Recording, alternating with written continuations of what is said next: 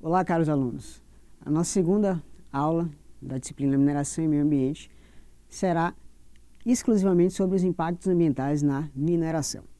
Praticamente toda atividade de mineração implica supressão de vegetação ou impedimento de sua regeneração. O solo superficial de maior fertilidade é também removido e os solos remanescentes ficam expostos aos processos erosivos que podem acarretar em assoreamento dos corpos d'água do entorno. A qualidade das águas dos rios e reservatórios da mesma bacia, a jusante do empreendimento, pode ser também prejudicada em razão da turbidez provocada pelos sedimentos finos em suspensão, assim como pela poluição causada por substâncias lixiviadas e carreadas ou contidas nos efluentes das áreas de mineração, tais como óleos, graxa e metais pesados. Pode ocorrer também como impactos ambientais redução ou destruição de habitats, afugentamento da fauna, morte de espécimes da fauna e da flora terrestres e aquáticas, incluindo eventuais espécies em extinção, interrupção de corredores de fluxos gênicos e de movimentação da biota, entre outros. Além disso, em relação ao meio antrópico, a mineração pode causar não apenas o desconforto ambiental, mas também impactos à saúde causados pela poluição sonora do ar, da água e do solo. A desfiguração da paisagem é outro aspecto gerado pela mineração, cujo impacto depende do volume de escavação e da visibilidade em razão de sua localização. Um dos tipos de impactos ambientais na mineração é conhecido como a degradação da paisagem ou impacto visual. E os efeitos da degradação ambiental podem ser assim resumidos como focos de erosão, que é a remoção do solo, escorregamento de massas de solo ou rochas, assoreamento de vales e cursos d'água, poluição, aterros de depressões e desflorestamento. Existem, portanto, duas diretrizes básicas que podem ser aplicadas na luta contra os efeitos nocivos causados pela mineração. O primeiro deles é a prevenção e minimização dos impactos e a segunda é a restauração e eliminação dos danos. E o que vem a ser a erosão citada anteriormente? A erosão nada mais é do que um processo de desgaste das rochas ou do solo que se manifesta em função de vários fatores como topografia, vegetação, tipo de rocha, clima ou simplesmente pela intervenção humana. E os efeitos dessa erosão podem ser controlados pela execução de cortes com taludes adequados na topografia, reaterro das áreas já mineradas, feito com o próprio material estéril removido à medida que a extração avança, e a implantação de cobertura vegetal nas áreas já aterradas. Um outro impacto causado pela mineração é o assoreamento, que nada mais é do que uma concentração de sedimento nos leitos ou margens dos rios, dificultando a navegação, o curso natural das águas ou até mesmo o aporte de suprimento e nutrientes que os rios geram ao homem, fauna e flora. Dois outros tipos de impactos ambientais na mineração são os ruídos e as vibrações. Ou seja, o desmonte de material consolidado, muito comum em pedreiras, é realizado através de explosivos, resultando, como consequência, ruídos quase sempre prejudiciais à tranquilidade pública. E o deslocamento de ar causado por essas detonações ou explosões e a intensidade da onda de choque que se propaga por toda a massa rochosa pode colocar em risco as construções situadas nas vizinhanças. Um outro tipo de impacto ambiental está relacionado à poluição do ar. Um dos maiores transtornos sofridos pelos habitantes próximos às minerações relaciona justamente a isso, ou seja, de maneira geral, a poluição e a poeira gerada por essas atividades mineiras. Essa pode ter origem tanto nos trabalhos de perfuração da rocha, como nas etapas de beneficiamento e do transporte da produção. Esta poeira apresenta uma fração muito fina, que fica durante muitas horas ou até dias em suspensão no ar, espalhando-se por extensas áreas a depender da velocidade do vento.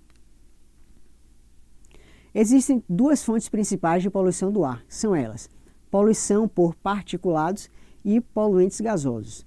Poluição por particulados são produzidos em virtude da detonação de rochas, movimentação de caminhões e máquinas, ação de vento nas frentes de lavra, britagem e moagem por ocasião da etapa de beneficiamento dos minérios. Já os poluentes gasosos, os principais são carbono, nitrogênio e enxofre, geralmente provenientes da combustão de óleos combustíveis durante o processo mineiro. Um outro tipo de impacto ambiental está relacionado à disposição do rejeito e do estéreo. A disposição final desses rejeitos não constitui um problema mais sério quando destinado aos trabalhos de recuperação das áreas. Entretanto, durante a fase de lavra, podem ser observados cuidados especiais para que estes não sejam lançados no sistema de drenagem, poluindo água, poluindo ar e poluindo todo o ambiente do entorno do empreendimento mineiro. Um outro tipo de impacto está relacionado à poluição das águas. Mais comum associada a essas atividades é do tipo física, ou seja, por material em suspensão, contribuindo na desregulação dos seguintes parâmetros das qualidades das águas. O orgânico, que é proveniente dos esgotos do sistema de apoio das atividades, tais como vilas, residências e escritórios. Óleos e detergentes provenientes das oficinas, máquinas e caminhões utilizados nos empreendimentos mineiros. O cianeto e o mercúrio, também provindos do beneficiamento dos minérios de ouro.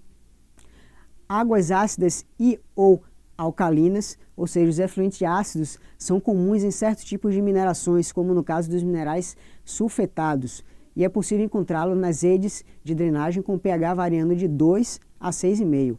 Quanto aos efluentes alcalinos, mais raros, são encontrados nas minas de calcário, fábricas de cimento e usinas de concreto.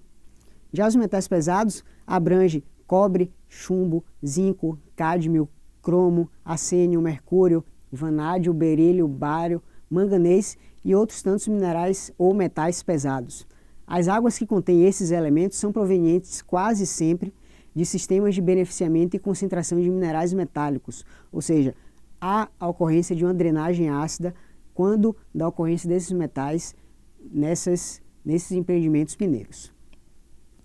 Ainda temos como poluição das águas os sólidos dissolvidos, que é comum os efluentes das minerações conterem altos níveis de sólidos dissolvidos, tais como cloretos, nitratos, fosfatos ou sulfatos de sódio, calcário, magnésio, ferro e manganês. As maiores fontes de dissolução são as próprias rochas, mas os nitratos podem ser provenientes também de explosivos inativos. Há também os reagentes orgânicos que são encontrados nos efluentes do beneficiamento, quando a concentração emprega processos como a flotação, que utiliza coletores, modificadores e espumantes.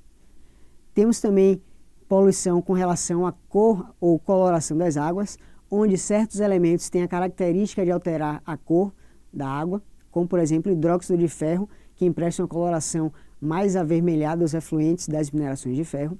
Temos também sólidos em suspensão, material inerte proveniente das minerações e sólidos orgânicos provenientes também de minerações de carvão.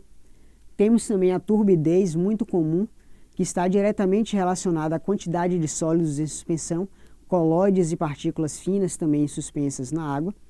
A radioatividade, que é a ocorrência de radioatividade verificada principalmente nas barragens de rejeito das minas de urânio, que ocorre também aqui no estado da Bahia.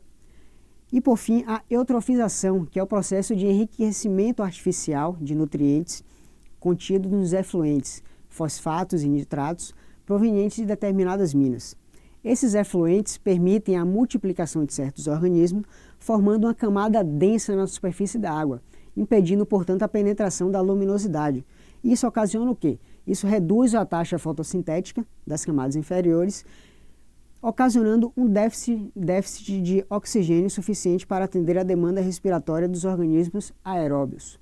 Como consequência desse processo, ou desse procedimento natural, o número de agentes decompositores também se eleva, ou seja, bactérias anaeróbicas, atuando assim na degradação da matéria morta, liberando toxinas que agravam ainda mais a situação dos ambientes afetados, comprometendo toda a cadeia alimentar, além de alterar a qualidade da água, também imprópria ao consumo humano.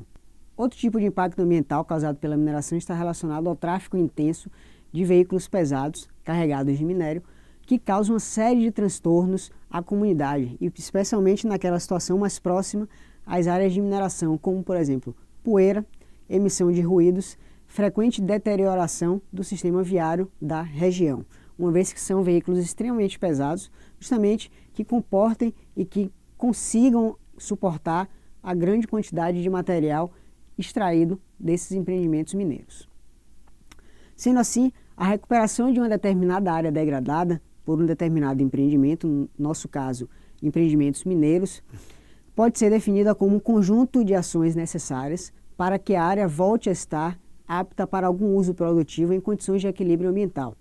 E para que seja possível obter esse novo uso da área, é necessário que ela apresente condições de estabilidade física, ou seja, processos erosivos e movimentos de terreno, e estabilidade química, ou seja, a área não deve estar sujeita a reações químicas que possam gerar compostos nocivos à saúde humana e ao ecossistema, como drenagens ácidas de pilhas de estéreo ou rejeitos contendo sulfetos, e também a estabilização geológica, onde as áreas utilizadas com a finalidade de conservação ambiental estejam estáveis e não comprometam a área a ser reutilizada. Com relação ao impacto visual, geralmente em virtude da extração do minério e disposição de estéreo, há um impacto visual que pode ser suavizado com a adoção de certas técnicas disponíveis, tais como cortina arbórea, que nada mais é do que um sistema de vegetação que, se plantado adequadamente, confina a região minerada e protege o meio ambiente dos fatores poluentes relativos a poeiras e ruídos.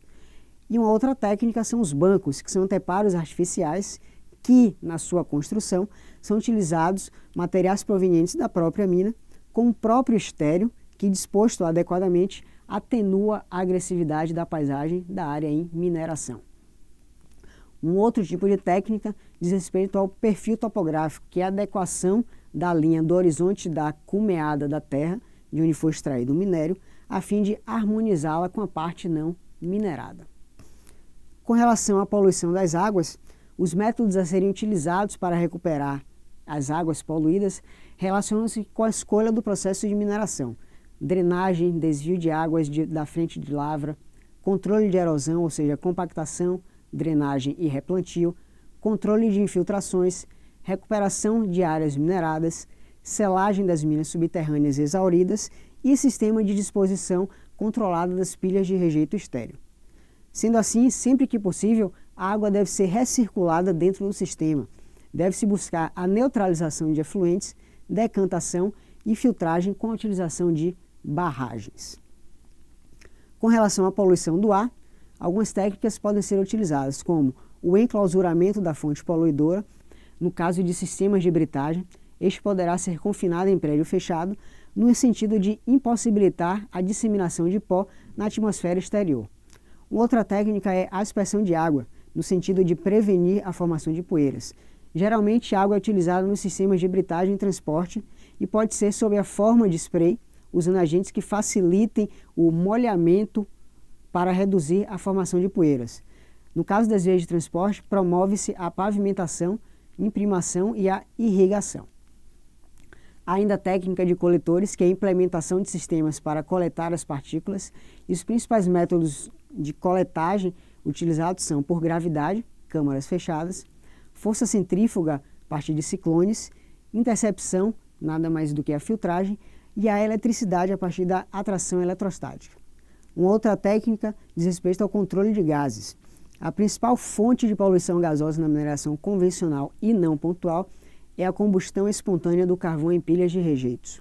O melhor sistema de controle é dispor o material em camadas compactadas e em bancadas. Sendo assim, promove-se uma cobertura com a camada não combustível. Com relação ao controle de ruídos e vibrações, existem também algumas técnicas para remediar ou até mesmo atenuar os efeitos danosos causados pelos ruídos e vibrações.